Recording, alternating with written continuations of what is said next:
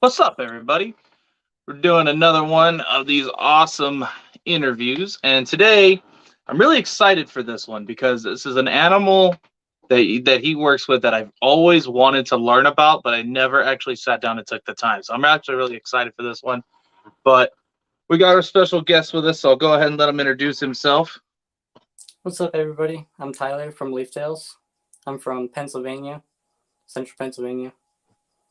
Oh, so we got another person from Pennsylvania. Everybody's floating over to Pennsylvania, man. Yeah, I'm gonna have. It's looking like I'm gonna have to go up there. The way all these laws are going, and PA's so lenient with everything. yeah. I mean, it's okay. I haven't had any issues with the laws or anything like that regarding reptiles. Well, a buddy of mine, or a couple of my buddies, live out there. Quentin from Venomous HQ and Eric from Eric's Exotics, and I mean, they were telling me about some of the laws they have out there, and they are just super lenient. Uh, there's that from what I was told, you don't have to have really any permits to own crocodilians or Yeah. caiman or anything like that, or even venomous. Well, I didn't know about that for venomous. I thought you needed tags for resale. So from what I was told, for resale, you have to have either be a storefront or you could do it at if you have your seller's permit and stuff like that, which is your tax ID, then you Gotcha. could do it at the expos. At least from my understanding of it, I have no idea. Yeah, I haven't um, invented yet, but I do plan to. So that's something I'll have to end up looking and finding out about. and let me see, where did my paper go? So, what all do you work with? So I work with a few of the Europlatus species. So I work with the Europlatus sicerae and the Europlatus fimbriatus. And for those that don't know what that is, Uh, the Europlatus sicerae is the mossy leaf-tailed gecko. I actually have one right next to me. I can probably get one out. oh, that'd be cool. Where did that paper go?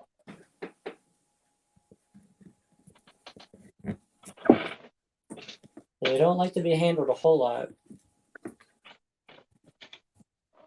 but every now and then it's Yeah, cool to get them out. So. I'm gonna solo you out so everybody can see that so much clearer. Oh, look This at is that! Europlatus sicerae. This is your standard mossy leaf-tailed gecko. As you can see, she's really reactive right now. They don't like to be found. You know what I mean? That is really cool. So, what And is this the one's, basic you know, care requirements for one of those? it's very similar to your New Caledonians.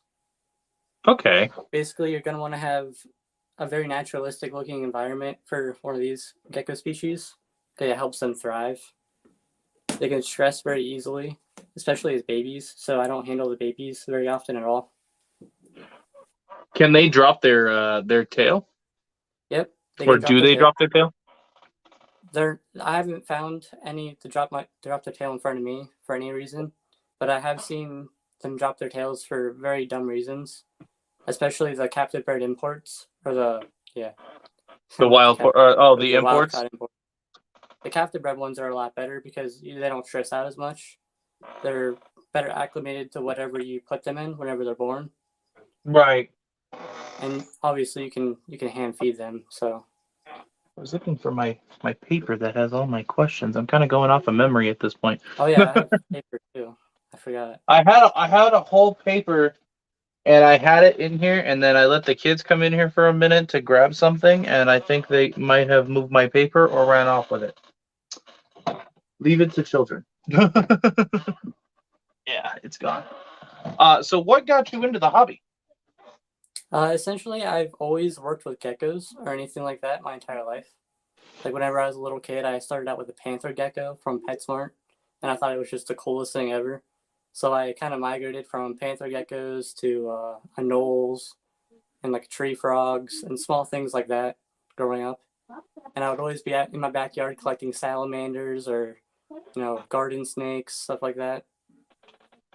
So you've always just kind of had that curiosity and kind of Yeah, and grew I from never there. knew about the New Caledonian species up until like probably 2019, 2020.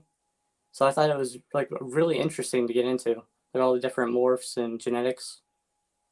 So is leaf tails mainly all you work with now, or do you have any other reptiles? Yeah, I have a lot of crested geckos, gargoyle geckos, a few Leachianus, and a Chihuahua trio.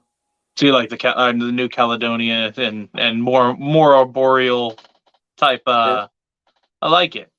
that's pretty much So all I work with. It's just the boreal geckos. I like it. So how long have you been breeding? This will be my second year. Oh, okay. So have you been able to actually produce any of the leaf tails? Yep, I produced six, I don't know, 7 or 8 of them this year, and unfortunately, Nice. 3 of them had passed. Ooh. So What like it was it like a hatching defect or anything or something like I think that it was or just failure to thrive. Like they wouldn't eat, and they would have trouble with shedding. And Ooh. having that first shed is very essential for leaf-tailed geckos. Because then if you try and help them out, they'll stress out too much, and they could just have a heart attack right in your hand. So Oh wow. So they're like yeah, really sensitive geckos. very delicate. Wow. I didn't know that. That is actually really interesting. So they are more of a like an advanced species for sure before it's for like not anything like, most geckos, instead of just dropping their tail, if you spook them, you're more looking at like a heart attack.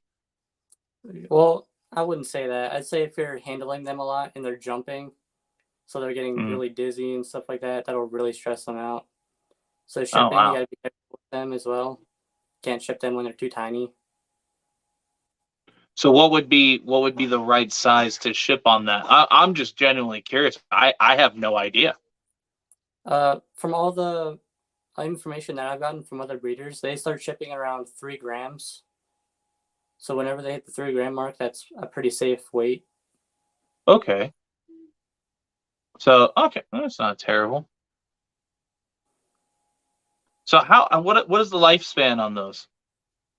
Lifespan, I'd say about 10 years. It's not bad. So Maybe less. that's pretty good for a gecko. What does breeding look like when it comes to those? Like, is there a season? Can you control the season with temperatures? Do they do multiple times a year? Yeah, so you could kind of put it in a temperature controlled environment. And as long as Mhm. they're having like a really cold season so that they can build, I believe it's called germ cells, that Okay. really helps with their egg production whenever it comes to the warmer season, which is their breeding season. Okay.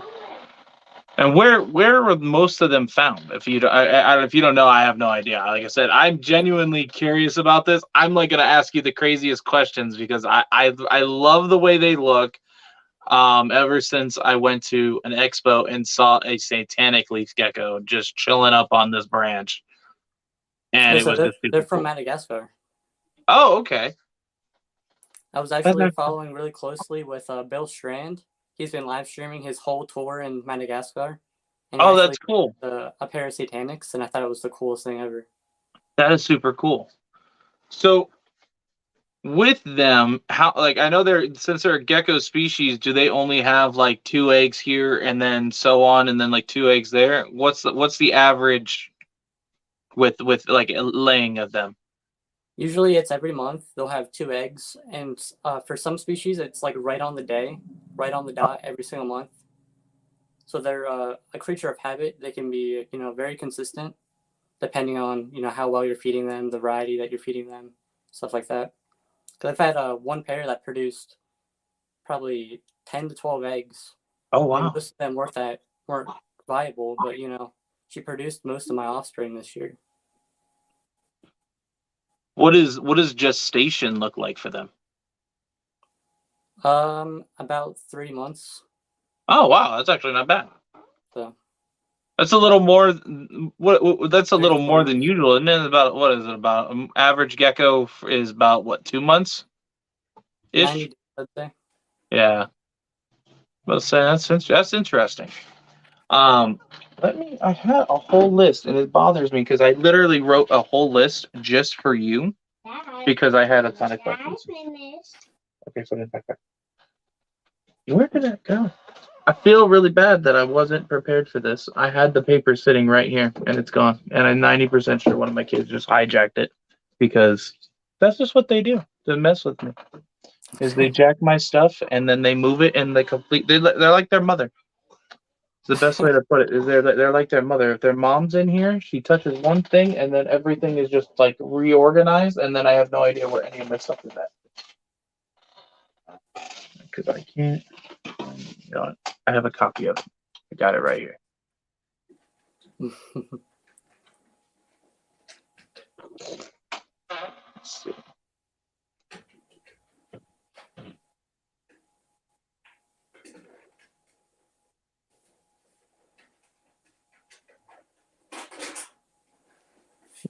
Where is it?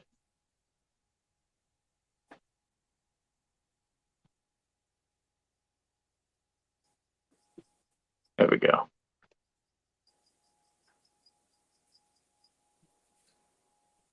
I had to find my digital copy because I couldn't find the actual paper, even though I had it sitting here. So what is your favorite reptile in your collection? Probably anything Uroplatus. Okay. I think the Fimbriatus, the giant leaf-tailed geckos, they're extraordinary. They're just so large compared to the little Cichlids. So, like, what's the average size between the two? A Cichlids is probably like 6 to 8 inches, and a Fimbriatus is like over 12 inches, 12 to 14.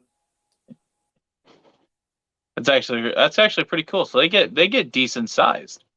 Oh yeah, not quite as bulky as a Leachianus, but every bit is as lengthy. So, do they have like specific morphs within each genus? Some may say you can kind of identify them. The Cichlids, like the males, tend to come out looking more like bark, and the females tend to look almost piebald or more like lichen or moss. Oh, okay. That's actually really cool. So, does putting them in different environments change their color, or like the pattern and color at all? Not that I've noticed. I've always given them UVB in a bioactive environment. Whenever they first came in, they were quarantined in tubs, just to make sure they didn't have parasites. So, do you have a lot of wild-caught imports? And my original breeding pairs are all wild-caught imports. Okay. So nice. See, I'm not opposed to it. And I like what you're doing, trying to start, captive breeding them and working with them. I like it because I do a lot of that as well with mostly like different frog species and things like that. Trying to produce as many captive bred as we can, so that way we don't have to continuously import it. Right. What up, Solo? Identifications. Let me see. So, is there a favorite morph that you have out of them? Out of leaftails? Yeah. Well, there's no set morphology for them. Like, there hasn't been anything described as like a certain morph. But if I had to pick like my favorite like color or anything like that, I'd say the mossy colored ones. I'm kind of curious to see how that looks. I gotta really look into these because I've always wanted one, but I've never actually sat down and did the research to to actually really put into getting them. I can see if I can get the camera to pan over. I got one just chilling here on the glass, or beside the glass.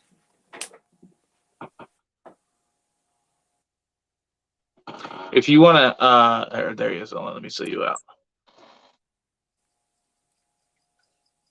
That is really cool looking. Huh. And what is the species again? The mossy leaf-tailed gecko. That is really cool. Dementor asks, how many do you have? I've got 2 pairs of a trio and a pair of the Uroplatus cichlidae, and I've got one pair of the Uroplatus fimbriatus,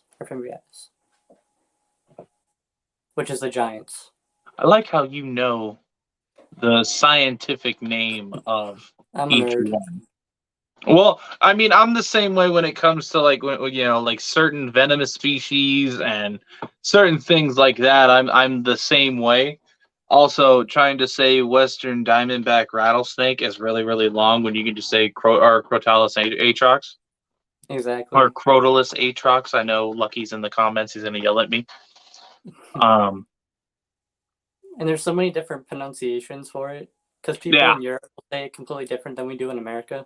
So sometimes I mix them up and it sounds different. So I Well, it's just like apologize. when I had a live on Instagram, and I had somebody from the UK, and then somebody from Australia, and then us. And so I'm saying albino, and they're all, it's albino, and then the other one said it a different way, and I was like, okay, this is the weirdest thing ever. Like, it bothers me. That's Like, we funny. all know we're talking about the same yellow snake here, right? And like, it just made me laugh. Like how everything's just pronounced different. Especially the Latin names. Oh People yeah. get those mixed up all the time. So what is your most anticipated pairing or hatching for this season? Honestly, it's probably one of my crested gecko pairs. Ooh. What do you I've got? got a What you few. got? I've got a few Dalmatian tigers that I've got paired up that I'm really excited for, and I've got some lily white and if you've ever heard of cold fusion, which is like a form of hypomelanism. I did just recently hear about that. I've got some of that I'm trying to pair into lily white, which I think will be really interesting to see. I'm curious to see how a tiger and a Dalmatian is going to look. Is it just tiger stripes with like just the Dalmatian dots? Yeah, I mean the Dalmatian covers most of it, so it's kind of hard to see the tiger bleed through. But the babies, Mm. you can really see the tiger. Like it's insane. Huh. It's interesting. Yeah, because we used to breed cresteds way back when, and back when I was breeding them, it was just a ton of normals. So when I got out, like 2-3 years had gone by, and then I started looking back into cresties, and there's like friggin' 40 morphs and all these other crazy looking, geckos, and I'm like, wait, when did these pop up? So Yeah, there's I'm over here playing catch up when it comes to cresteds. there's still a few that I'm unsure of, but they're mostly like morphs that I don't even work with. So So how many reptiles do you have like on hand? including all my babies, I'm probably pushing 70. Nice. So Got a it's lot pretty of good size collection. So what? So minus the babies that are you raising the babies up or anything like those holdbacks? Yeah, there's quite a few holdbacks. Definitely.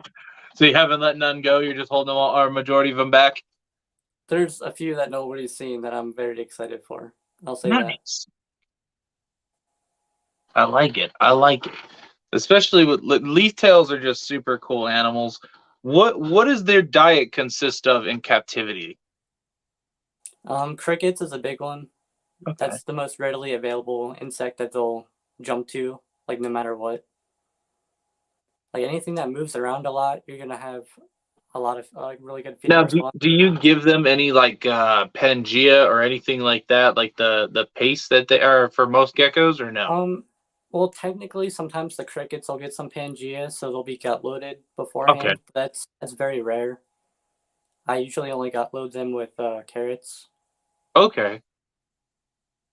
Huh. Yeah. See, because Yeah, I like I said, I haven't really looked into the species very much, so it's something that intrigues me, and I don't know much about this species because it's a very elusive species. I know they like to hide. right. And then they're the only time most people like I remember I was at Jay Brewer's place over there, and they had one in the cage, and he had to open it, and we were moving stuff, and we still didn't find this thing. And come to find out, the log that he's holding, it was literally right next to his fingers.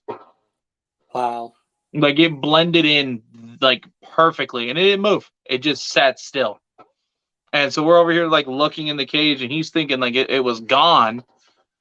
And There's then been he a looks, couple or of he times goes where I to put couldn't the find the log gecko. back in. He goes to look like inside the log, and sure enough, it's right on his fingers. Like it just slightly moved, and then we noticed it was there. Yeah, there's been so many times where I thought I lost the gecko, and it's just hiding right in front of my face, like exactly how you described. So owning leaf tails is kind of like a panic attack just waiting to happen.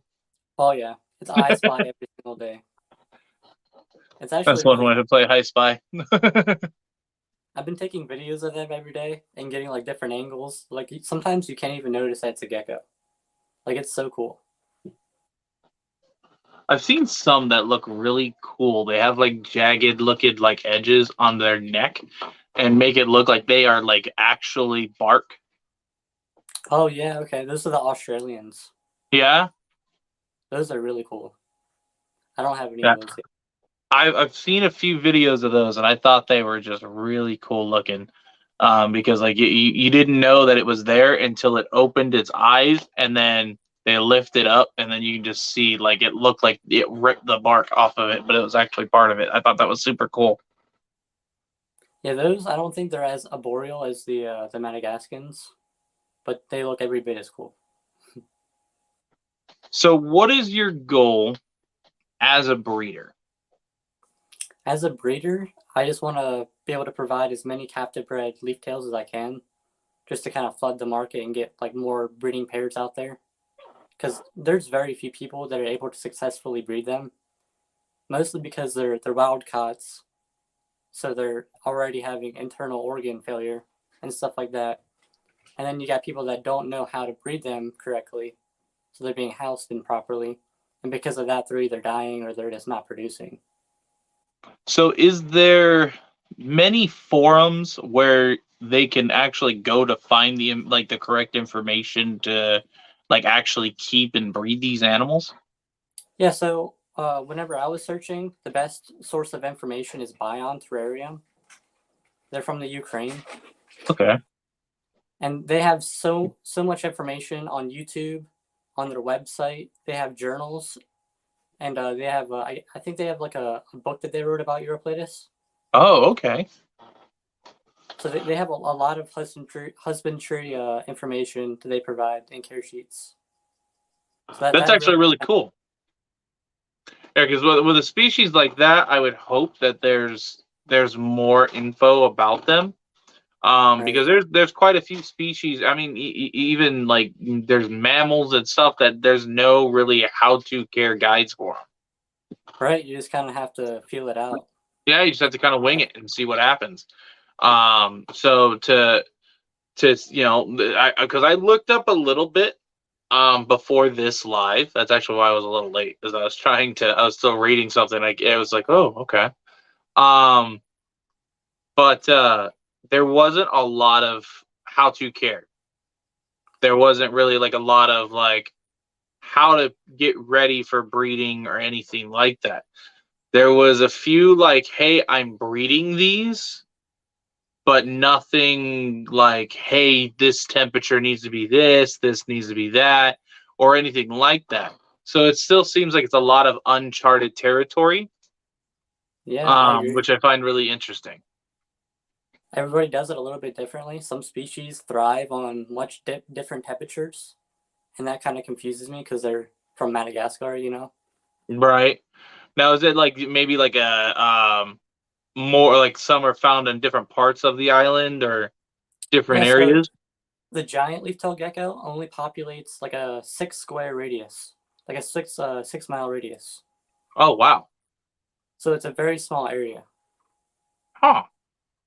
I wonder why they're so much bigger. Bigger trees, maybe. I don't know. That's actually really interesting because they're all on the same island, but some only get around 6 inches, and then you got some that are on the outskirts of another part of the island, and they're over there pushing 12 inches. Yeah, it's crazy. That is really interesting to really think about. Is they're on the same island, and that island is I don't know. That's just crazy to me.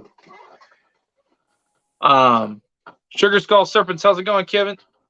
Appreciate you jumping in. Morbid, appreciate you. Sorry guys, I was not better prepared for this. I had a whole bunch of leaf tail questions, but my paper got jacked, and I think my kid. I'm 90% sure my kids are to blame. So if you had the chance, all permits needed, the experience to own one or a pair of any reptile, what would it be and why? I think the most interesting reptile that I've seen online is Mason Barnes. They have a Borneo earless monitor. Yep. And I think that's probably the coolest reptile that I've ever seen. I got to handle one. My buddy Brian from JTK Reptiles has one. Wow. And this thing is like that long, is super tiny, but it was such an incredible experience to be able to handle one of those. It's something I've always wanted, and to be able to like get your hands on one is incredible. Are you out in California as well or no? No, I'm from Pennsylvania. Oh yeah, no. I remember you. I see you on like MG's live sometimes. MG Geckos and Lucky Geckos. So I was kind of wondering if you were, or for some reason that made me think you were on this side. Speaking of Cali, are you going to any of the California expos? No, I'm not branching out that far yet. No, not that yet. Do you actually vend any of the expos or no? Not yet, but I do plan to here. So we'll see where that goes. Right on. So how many cresteds and everything else compared to your leaf tails do you have? Like, you have like way more cresteds than you do leafs, or? It's like an 80-20 split. Yeah. I have just way too many crested geckos. They're just fun to collect, you know? You got all the different colors and patterns. So over here, like, they're like Pokemon. You gotta catch them all. No. Nah, I mean, the crested geckos are really cool, honestly. Yeah, I like cresteds. We ended up... My wife, when we went to Pomona, ended up talking me into allowing her to bring home this really big male tiger.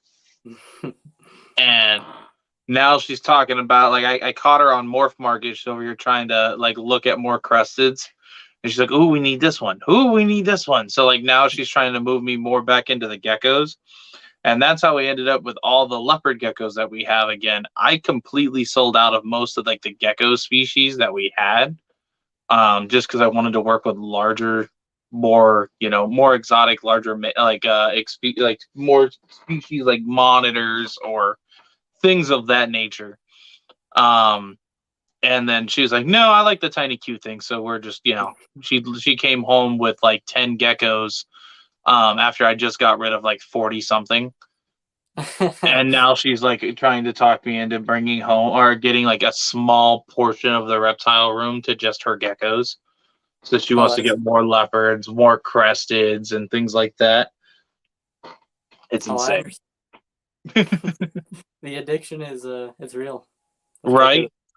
See, I can't be mad because like I've got a whole venomous wall. I've got in our room we've got the retic wall, the Burmese wall, and then I've got a ton of chameleon cages, double stacked. I had to build this whole frame and everything, and it takes up like the majority of the room. Wow. I always wanted a chameleon, but I didn't think I was like up for the care. I know they're pretty fragile too. If you can handle leaf tails, you can handle chameleons. 100%. They are not as bad as a lot of people make them out to be. They're pretty simple once you get the care dialed in. Like the major issue that I see when it comes to veiled chameleons or panther chameleons, it's more or less hydration. People just think, hey, I can put this dripper in and it'll be just fine if it drips in this one area. And that's the common issue I notice is it's the dehydration. And so Okay. like I make sure to hand mist all of our chameleons. So like it takes me an hour to literally sit there and mist everybody down, but I make sure that everything gets misted and that I know they're actually drinking. And I do that twice a day. So I do it once in the morning and then I do it once at night. And then I'll do it. Sometimes I'll like do it every other day. So that way they're not like constantly soaked. But for the most part, with the temperature in that area of the room, and then all the rest of the enclosure, it's more humid than anything else. They're not like just Okay. walking around in puddles of water, because they've got a lot of plants in there. My wife likes to get the live plants. She does way better with those than I do. I can't keep live plants alive for anything. The only one that I can keep alive is the golden pothos. That's it. Yeah, I've got a bunch of those too. It's like the hardest thing to kill is those. Everything else, I somehow killed a Venus flytrap, um, and I was like, oh, it's dead. And my buddy Kev was like, no, it's not dead. He's like, the roots are probably still good, so it'll die and it'll come back. Yeah, no, somehow I killed it even through the roots. I'm like, dude, I don't know what I did. He was like, yeah, like he's like, you just said you don't have a green thumb. Some people don't. Yeah, no, I Reality. kill plants. I can't do it. So that's why I like have mad respect for people that can actually like sit there and have like a ton of carnivorous plants. And because I can't. I've tried so hard and I just can't. Yeah, I don't know Um much plants. I know a little bit about ferns and I'm bromeliads. thirsty, and I don't have chocolate milk. I eat once.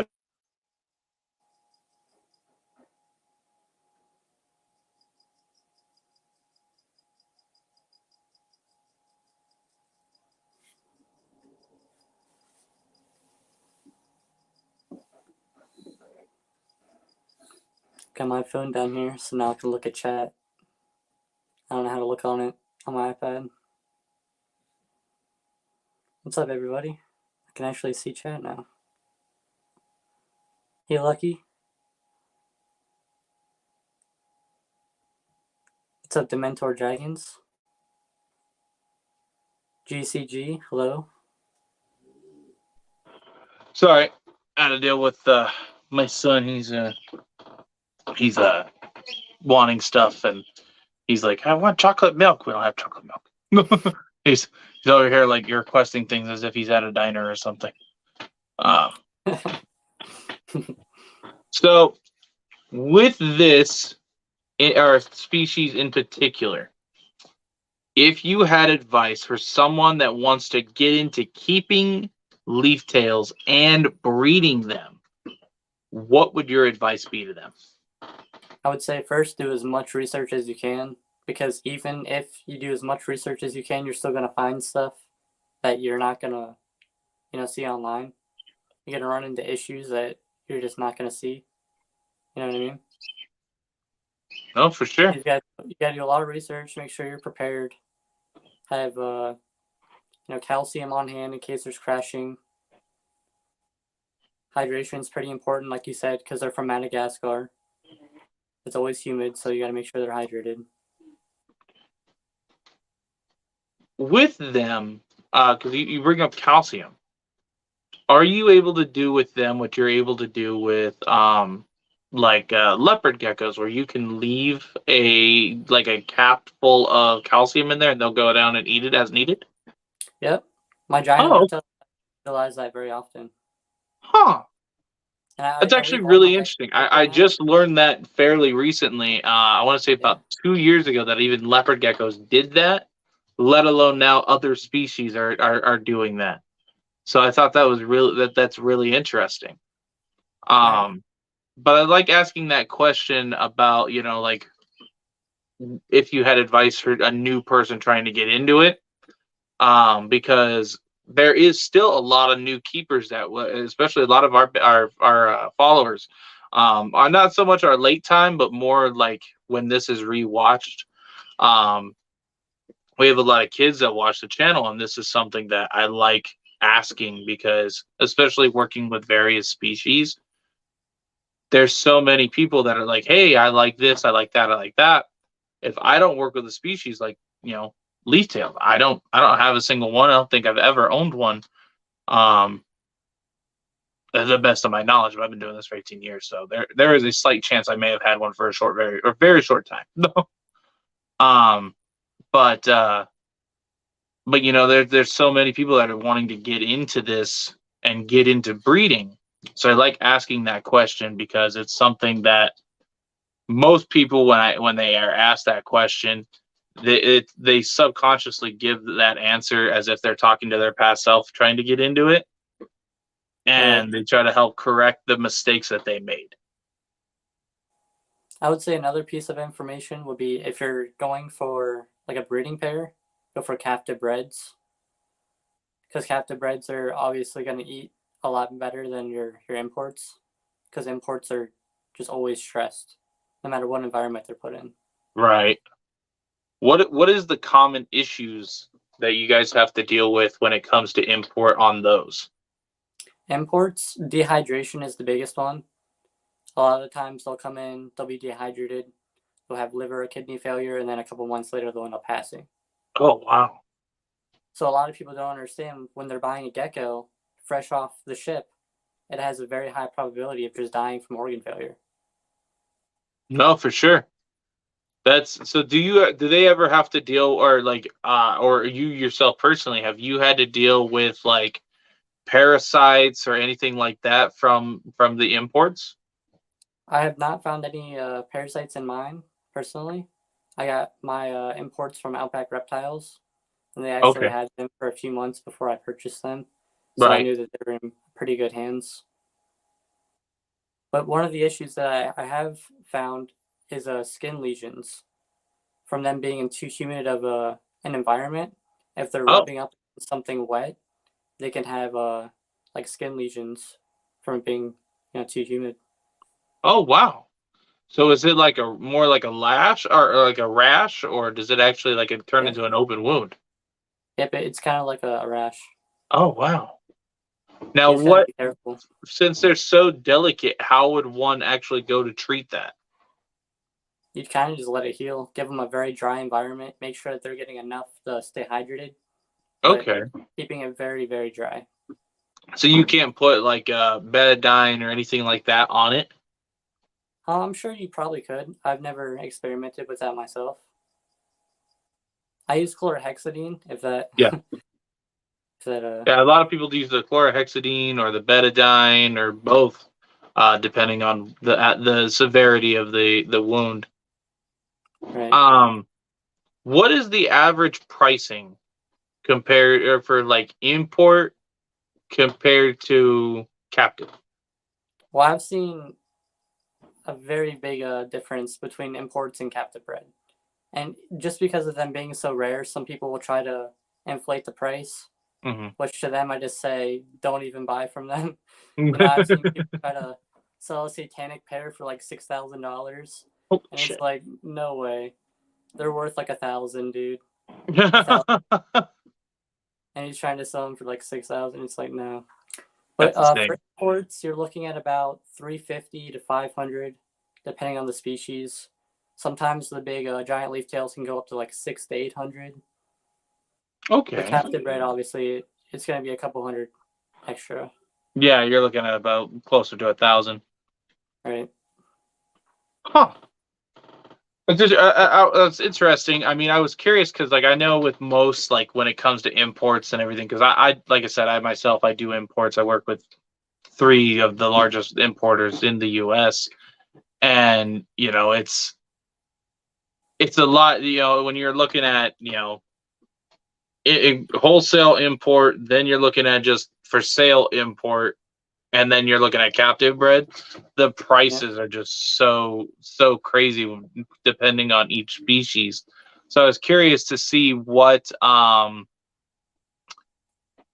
ballpark on each of those species.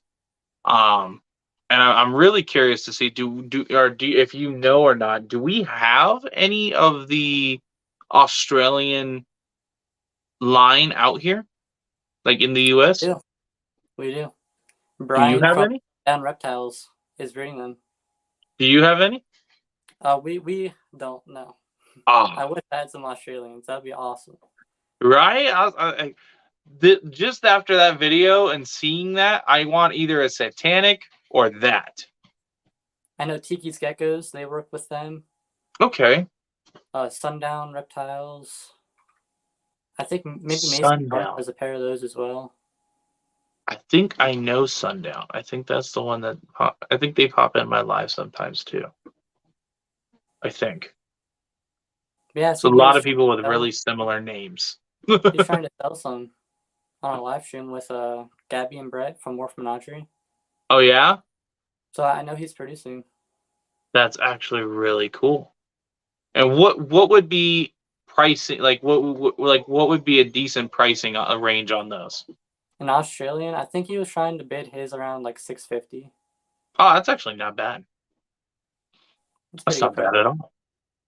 That's actually pretty reasonable price for them being an Australian species and not being super common or like readily available. That's actually a really, really good price. Because most Australian species, I mean, you look at the pure white blue tongue skinks, or even the amelanistic, the completely black. You look at one of those, and the pricing from there to here is night and day. Yeah, I don't know anything about the blue tongue skinks, but they look very cool. I will say. Yeah, my one friend Luke from Lizard Morphs. He is big out there in Australia with those colors. And so he's got like hypos, he's got the pure whites, he's got the albinos. So he's got one that's named Shadow. I always told him if I come out to Australia, I'm going to jail because I'm taking Shadow back to the U.S. And he always laughs. And he's jet black, like even belly and all, eyes, the whole 9 yards. The whole thing's completely black. I've seen a post of. Yeah, he's posted about him a few times. He's been moving more videos towards the beardeds. And I haven't seen him really posting a ton about the blue tongues right now, but I got to get him back on a live and have him show those off, because there's so many people out here that we've been reaching that have never seen something like that. So I think that would be really cool. How's it going? Appreciate you showing up. Wonderful. What's up? But no, yeah, that's actually really cool though. That's something I want to look into for sure. Let's see what else we got.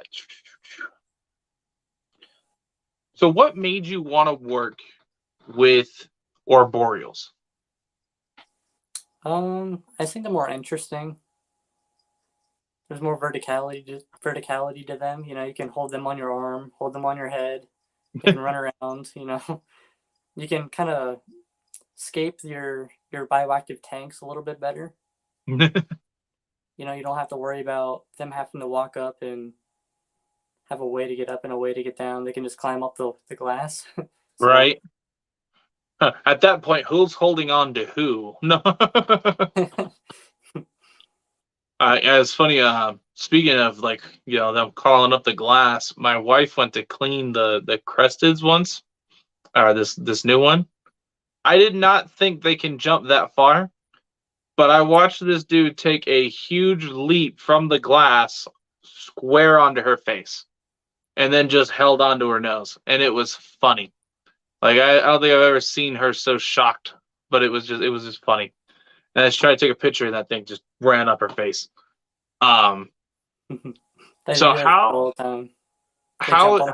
are they like the same thing when it comes to that jumping? Oh yeah, the leaf tails, they jump every single second they can. They hate to be handled. How far can they jump? probably just as far as a crested gecko. Oh wow, that's really cool. But yeah, they do jump for your face. That happens a lot. So are they more nocturnal or more? Yeah, they're more nocturnal as opposed to crepuscular, which is what the crested geckos are. They like dawn and dusk, but they are very nocturnal. Yeah. Are they very vocal? I've never heard a leaf tail make a noise, so I wouldn't say so. I wish mine wasn't Honest vocal. He's though, annoying as hell. Leachianis, they like sing at night. This crested won't shut up at night. I hear him going off, and then my frogs go off, and Oh, then yeah. the other frogs go off, then the toads go off. It's a chain. It's a chain. It's a chain, and then it gets quiet, and then My gecko talks. somebody will make a single noise, and then it's all up again. My gecko talks to the frogs. It's kind of funny. Oh, so you keep frogs too? I have one trio. It's What do you keep? the white tree frog. Oh, okay. Now is that the Australian whites, the dumpies? Yeah, they're blue. Nice. I like dumpies. We keep dumpies. We have snowflakes, blue eyes, and then blues. And then we kind of mix the two, which I haven't really seen any issues with them. But somebody tried telling me that the blue eyes and the snowflakes, when mixed together, have issues. Oh my Lychee is vocalizing right now. That's something we want to try to get into is the Leachianis. I love the how big they get. I think that's super cool. Big gecko, What'd you say? Big geckos have big poops.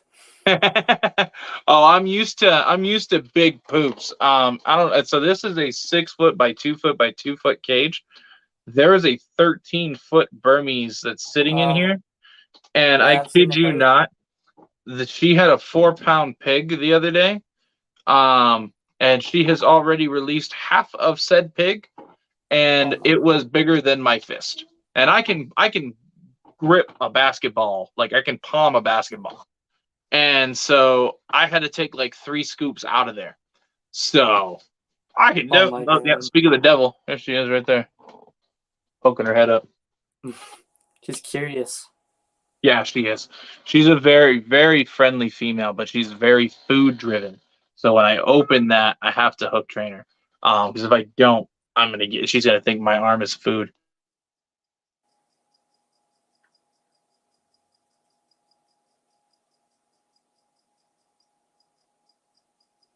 Sorry, my boy just started walking around again, which is good, but I gotta keep an eye on him because he has complications with walking. So I have to listen out for him. So if I just randomly like get up and run off, it's because he may have fallen, but he sounds like he's doing okay right now because I just gave him medicine a little bit or right before the live. Let's see. So I feel bad because I had so many questions and more interesting questions for this, and I think my daughter ran off with them. But as of right now, I think the only other question I have is how can my followers find you? Leaf Tails on everything. What platforms all are you on? I'm on TikTok. I'm on Instagram. I have a Facebook, but I don't really post unless it's through Instagram. So mostly just Instagram or TikTok. So I'm trying to off onto YouTube, so we'll see where that goes. There is an app. It's like Business Optimal or something like that. That connects most of the social medias together. And so that way you can make one post and it'll post like wherever you want it to go. And so I don't know if you can add TikTok on it, but I know for Facebook and Instagram you can schedule posts out and do all that because that's how I do it. I I think that's what Reptile Report does, because they just had the schedule feature through Instagram, Mhm. and they have a pretty long wait time, I'd say. Yeah, I saw your post that they featured you, which I thought was super cool. Yeah, I was I'm gonna super have to I'm gonna have to like, take oh your my gosh, advice on they how to get on that. you just gotta send them the raw photos or the raw videos, and they'll choose it. Right on. Pretty cool. Well, I appreciate your time of jumping on and hanging out with us. We've already been on for almost an hour. I do apologize. Most times I'm really prepared for this.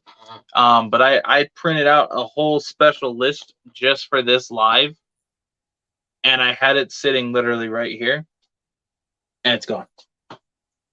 Like I kept looking on the ground. I was like, maybe it fell, but like it's gone. I can't find it. I think my daughter was like, I'm gonna mess with him today. I'm gonna take this paper. It looks important. My Well, daughter that's is 7, and she likes to mess with me. We can always hop back in our live and ask different questions or ask For the same sure. I want to Right. get so the way that I've been doing these, and I've been setting them up a certain way. So I know to a lot of my viewers it looks random, Mhm. but I've been setting these up a certain way because and a few people have asked me, "Hey, you've already like interviewed somebody who breeds this or breeds that. Why continue it?" One, because each person works with the same species, yes, but not the same morph, and they do things differently. Right. There is no one right way to do something. So it's always good to get the fresh perspective. But then on top of that, I really want to get at least 2 or 3 of the people, or two of the or 3 people who I find very knowledgeable about that species. I want to get them on a live and ask some different questions and get each one's opinion and kind of see if there's a way we can do something to improve, maybe bounce some ideas off of each other, things like that. Because like I said, like for this species, I was really excited about because there's still not a lot out there about them. Exactly. There's so much that is uncharted when it comes to this species that I want to know more. I had so many questions that I knew I wasn't going to remember them when I'm sitting here talking to you about it. So that's why I put it on a piece of paper. And now it's gone. I can like keep It's hard to looking think there, of like I'm on the hoping it's spot. gonna reappear, but it's not there. Like, and I looked and I was like, oh yeah, like I found it. No, it's my bite protocols for venomous. I got excited for nothing. But no, I really appreciate your time jumping on here. I think the most precious thing somebody can give you is their time. So to have you jump on and share your passion with us and share some of your knowledge about this amazing species, and also even bringing one of your geckos out for the live to see, I really appreciate. And I hope some of my viewers today actually learned something about this species because I don't know very many people that actually work with it. Yeah, actually, I have a few video ideas that I've been working on. A few of them I was kind of chucked in the dumpster. I wasn't really happy with the quality of it. So, I'm working on making it the best that I can. But I will have husbandry, care, breeding, all that stuff put into episodes. So For that it's sure. easy for people to find. I think that would be really cool. I think that's something that should definitely be done. And I think that if you that's something you want to do, if you share it on like Instagram or if you do like YouTube or whatever with it, make sure to send it to me and I will share it on all of my platforms. Yeah, for sure. Because I think that that's something that I encourage is doing those how-to videos, especially for species that are way more advanced like this. Right. Because there's still a lot of species that a lot of people know about, like the clown tree frog, the mossy tree frog, stuff like that. There's people that are successfully breeding them, yes, but when it comes to actually like doing it, nobody really knows how to do it. It's all trial and error. Right? So Because if we can actually little break bit these different. videos down and give them the information that they're looking for, I think it'd be fantastic. So I support you in doing that 100%. Well, thank you. I definitely hope it comes out soon. No, for sure. Well, I appreciate your time. I appreciate everybody jumping in the live and spending this hour with us learning about leaf-tailed geckos. I learned a pretty good amount because this is a species that I really, really think is awesome, but I've never actually sat down and looked at. So I learned a lot. So I hope you guys learned something new. I mean, this is great for me. So I really appreciate you coming out and you know, I think my highlight is you pulling out the gecko. That was just such a beautiful animal. I could probably show another one if you want for you. Oh yes. Here, I'll solo you out so everybody can see it.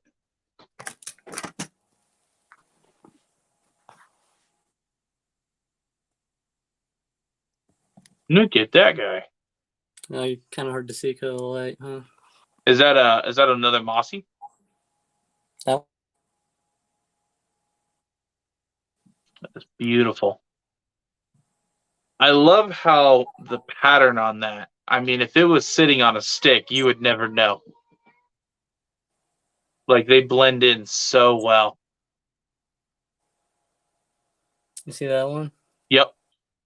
It took me a second as you were moving. I was like, "Hey, that stick's looking a little funny." I was like, "Oh, wait a minute." So how many do you have in that cage? There's 3 in this one. See, I have the calcium. Yep. So do you just put it on the leaves and then they kind of just look it up as they go? Well, that's mostly from the crickets hopping around. I just put it in Oh, okay. just a little bowl. Oh, I see it. Yeah. That's your Europlatus cigarette. That is super cool. Now, is that a male and 2 females or? Yep. This is one of the females. The male's upside down on the top of the screen, just kind of hanging like Spider-Man. So when is breeding season for these guys? I believe it's April to Okay. August. So to hit your 3 months. So May, June, July. So around July, start bothering you for babies. Well, they're actually laying now for me. Oh, they're laying right now for you? Yeah. Oh wow, that is actually really cool. So start bothering you in about a month. Hopefully. We'll see. So how many eggs have you produced so far? I think. Well, I've collected 3 of them this season. Well, this year. Okay. Yeah, in total, I probably collected about 15 to 20. But a lot of them ended up being infertile because it was their first year. First season, yeah. That's the thing that sucks with first seasons is most times you get a either really small clutch or you get a lot of infertils. Yeah. That's the only thing that sucks about first year breeders. But after that, that's when you really getting into it. So I wish you the best in it. I'm excited to see what what comes out. You know, and I'll for sure stay in touch, you know, because I may want a baby or 2. I got you, man. Right on. I appreciate you. All right, guys. Well, if you have anything else for the viewers, let me know. If not, we can go ahead and do our outro. Yeah, just check me out on Instagram, Leaftails. Right on, guys. Well, I appreciate you for showing us all those awesome animals and giving us some pretty awesome knowledge. Shout out to everybody in the chat. Solo, I don't want to mess that up. Buntiful Geckos, how's it going? Appreciate you. Sugar Skull Serpents, Kevin. Appreciate you guys all jumping in. I know there's a few more of you guys here. But I do have to make this slightly shorter than usual, guys, because I normally have that whole list. But on top of that, I kind of have to really keep an eye on my son. There's a few complications going on over there that I haven't really expressed yet. So I got to keep an eye on it. So I can only really be away for a certain amount of time. So since when I muted and looked that way, it's because the person that was watching him had left. But I really appreciate it, and we'll definitely have you back on for sure soon. When I want to get a couple more leaf tail breeders in. If there's anybody that you can think of that you would think would be really good to bring on to the show, please let me know.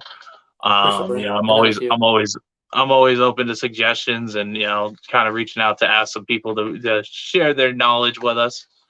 But without further ado, we're gonna take off, guys. I appreciate everybody, and I'll catch you guys all on the next one. And don't forget, hold on, last second. I forgot. Make sure to message Geeky Gecko Creations, guys. He had actually just dropped like 100 geckos onto his new. I just saw the message. He just dropped 100 new geckos onto his website. If you guys are interested in leopard geckos, black knights, tangerines, fasciatus, terminicus, tons of different geckos, guys, make sure to hit him up. Let him know that I sent you, and you guys will get a 15% off discount. So make sure to message him and let him know that I sent you over there, and you guys will get a good discount on even some beautiful black knights. He dropped a few of them that are jet black, like blacker than this shirt. They are crazy looking. So make sure to check them out, guys. But last shout out, because I meant to shout that out earlier on. But play the outro. We out of here. Appreciate you guys.